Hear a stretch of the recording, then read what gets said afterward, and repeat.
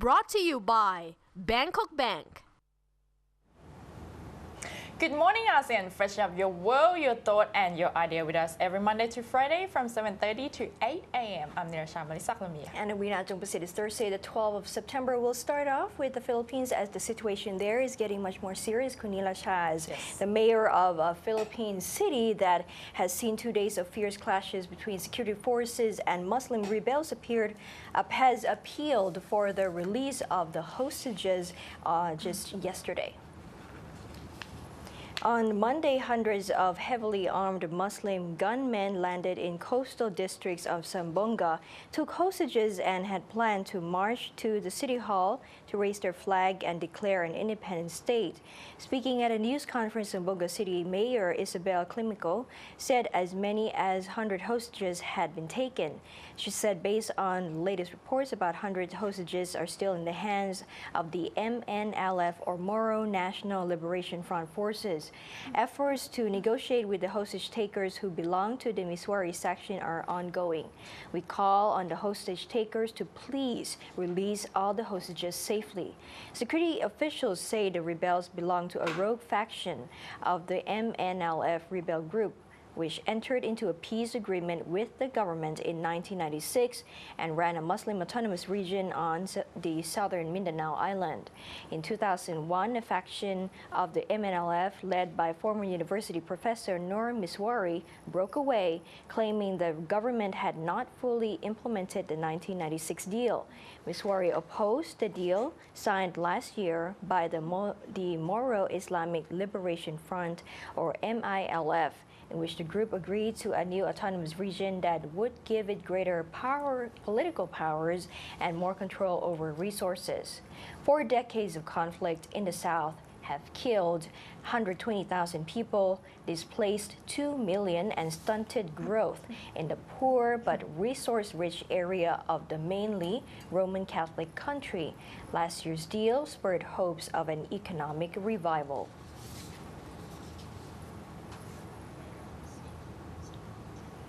And now let's shift our attention to Singapore and Vietnam, as Vietnam and Singapore announced to elevate their bilateral relations to strategic partnership during the yesterday visit to Vietnam by Singaporean Prime Minister Lee Hsien Loong.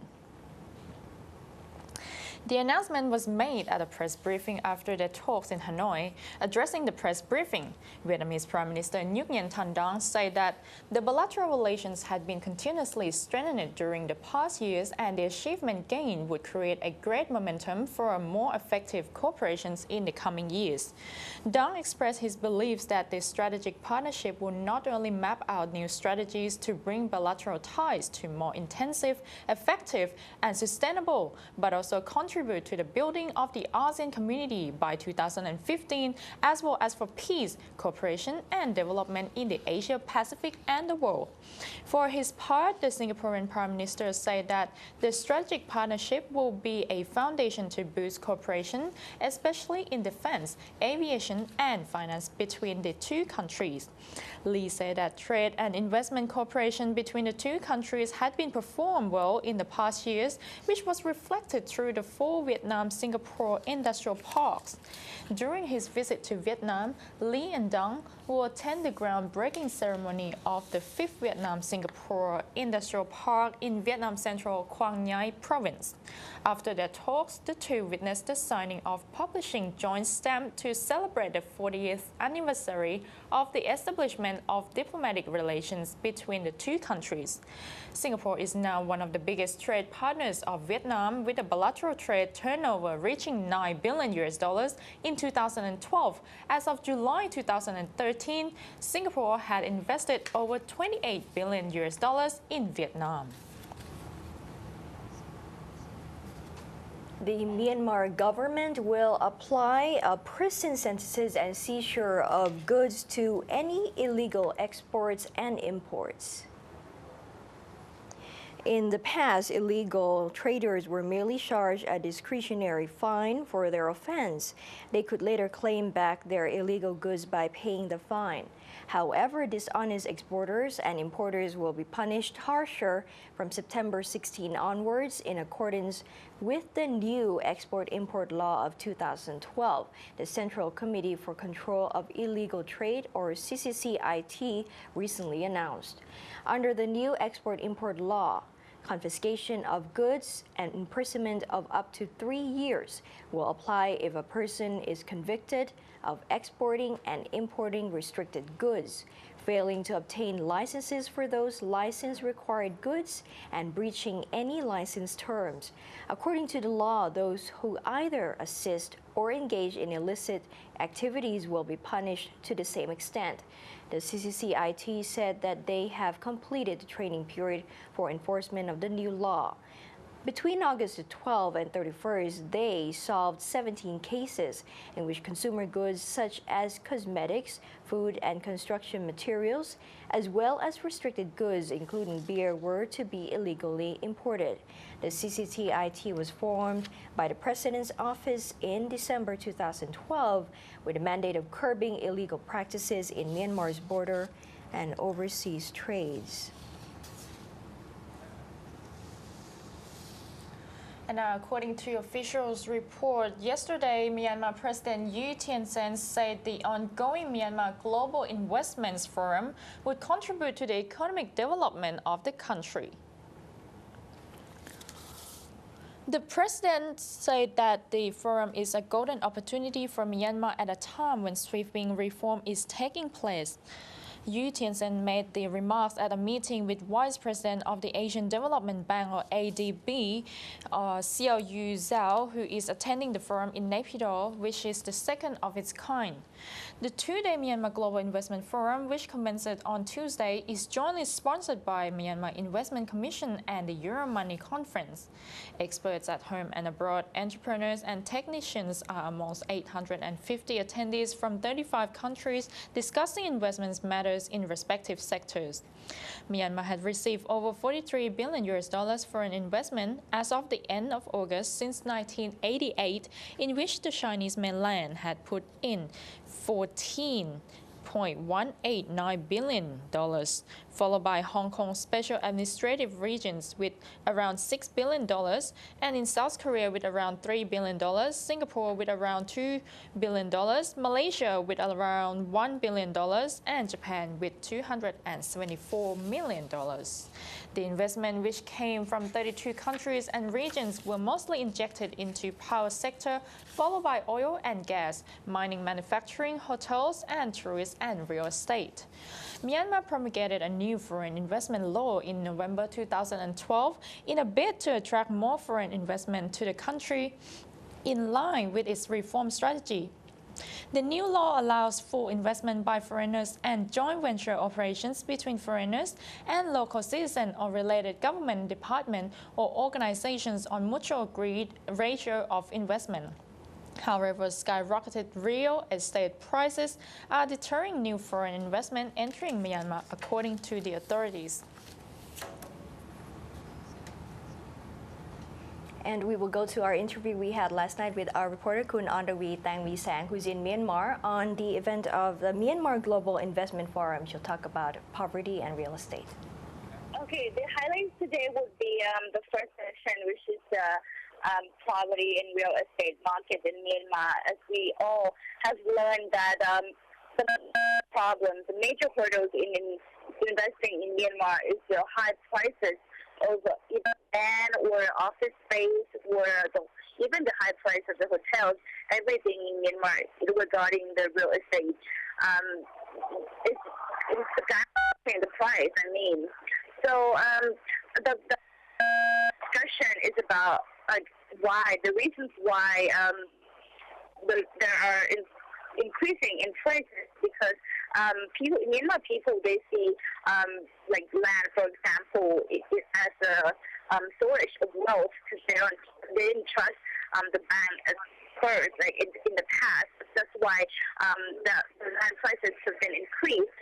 But other than that, the land is for the hotel or the office space is still to demand and supply. Right now, we have to learn that Myanmar are now trying to attract manufacturing sector to set up or build the factory here. But the problem is that they can't buy a suitable piece of land because the owner of the land is quite, it's hard to identify who's the real owner. So this is the problem with the land.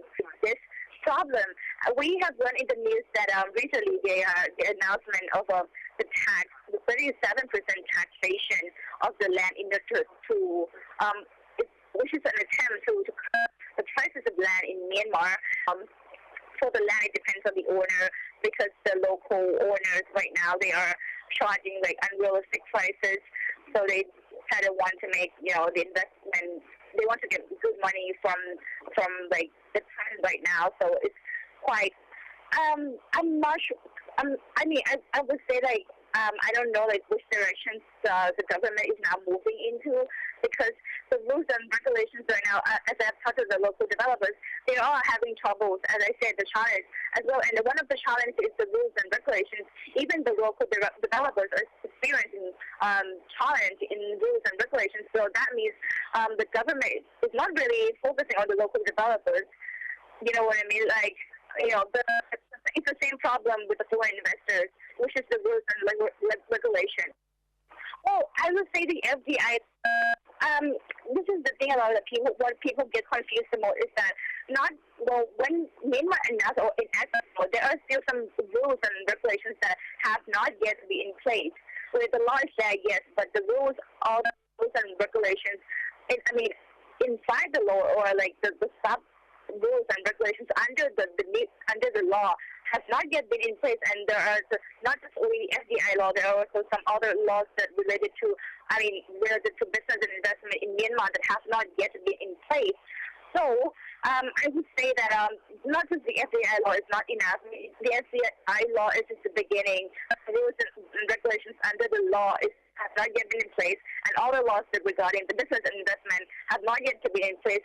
But what I told to the ministers is they are now trying to work and discussing the best way for Myanmar to carry out everything right now. But as I said, if everyone said it's going to take time for Myanmar to develop, to push out, to roll out some new rules and regulations, new law. So, but the latest law, as I mentioned in the foreign interview yesterday, so the financial law, which is how the foreign banks to enter Myanmar, will be coming out probably very soon. And then also another one, which is the special economic zone law. So if there is a special economic zone law comes out, we might see that the foreigners who are looking to build the factories could go into the special economic zone to start exploring special economic zone with the special economic zone law support. So we could see the flowing into the special economic zone for manufacturing sector. And coming up next after the break, Malaysia is set to spend $50 million to develop its rail network.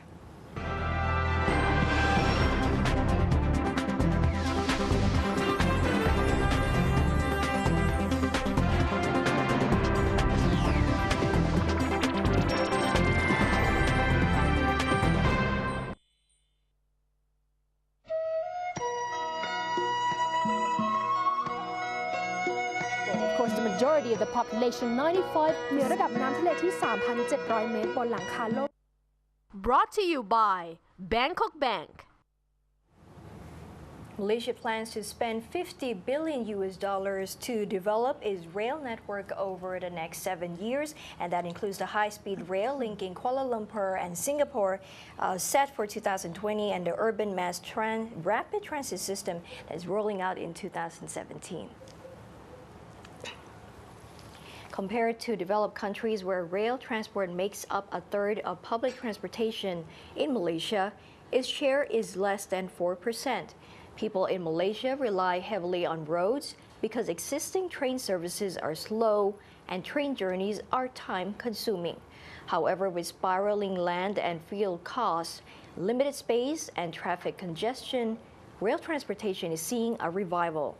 Prime Minister Najib Razak recently announced big plans for the country at a global rail conference. Najib said once considered a dying industry, railroads have made a strong comeback and are poised to become busier passageways in the years ahead. The My Rapid Transit, or the MRT, when fully operational, will cover a distance of 150 kilometers and provide half of the public transport services in Klang Valley. Commuter train services will also be expanded with electrified double-track railway, spanning 1,000 kilometers from Padang Besar in the north to Johor Bahru in the south. The project is expected to cost the government over $13 billion. Despite the massive cost overruns and project delays, KTM as well as the government want the electrified double-track rail to be ready 2 years ahead of the scheduled completion of the high-speed rail linking Kuala Lumpur and Singapore by the year 2018. Tickets will be priced below that of the budget airlines. Malaysia's technical team will engage with its Singapore counterpart next month. Negotiations may take up to 12 months before the tender process begins. Construction is expected to begin by 2015 before the scheduled takeoff in 2020.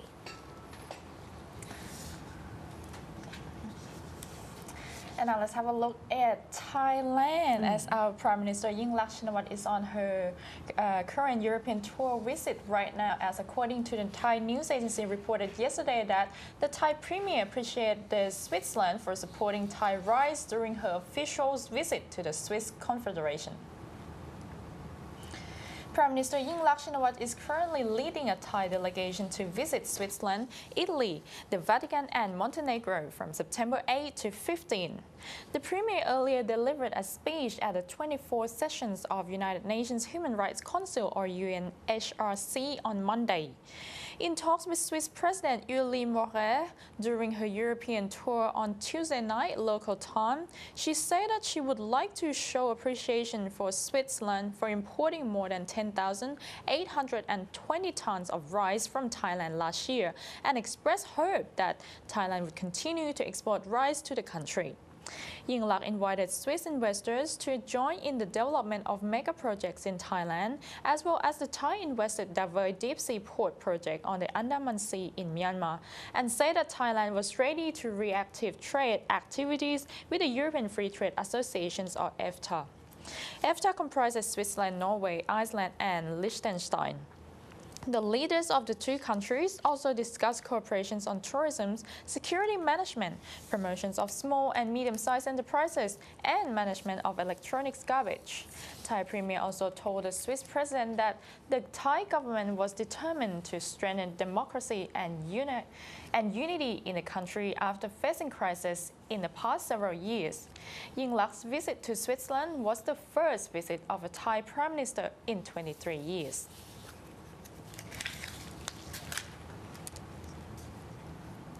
And that wraps up our Good Morning ASEAN. See you again, same time, same place, same channel. I'm Nircha Malisak Lamia. And we Nadia Basit. Thank you so much for joining. สวัสดีค่ะ สวัสดีค่ะ